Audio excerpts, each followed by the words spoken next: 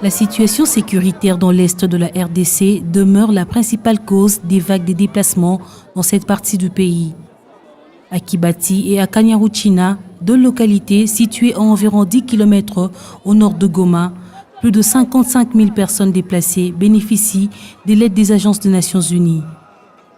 Le Programme alimentaire mondial a, lors de ces deux premières phases, distribué des rations alimentaires à ces déplacés.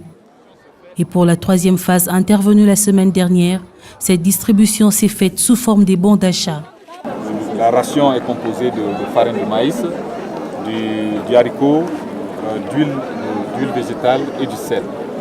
Le tout pour une valeur calorifique de 2100 kcal par personne et par jour. Une deuxième phase qui ne va pas être une distribution directe, mais beaucoup plus sous forme cash voucher, les bons d'achat alimentaires, où ils seront munis de bons d'achat, ils se rendent sur le marché, ils choisissent ce qu'ils veulent, ce qui correspond exactement à leur habitude alimentaire. Les bénéficiaires jugent pertinente cette action. Depuis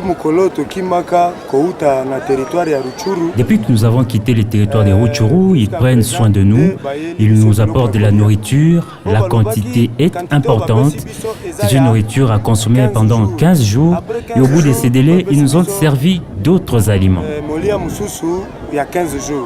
L'UNICEF est également présente sur ces sites avec des non-vivres qu'elle apporte et bien plus.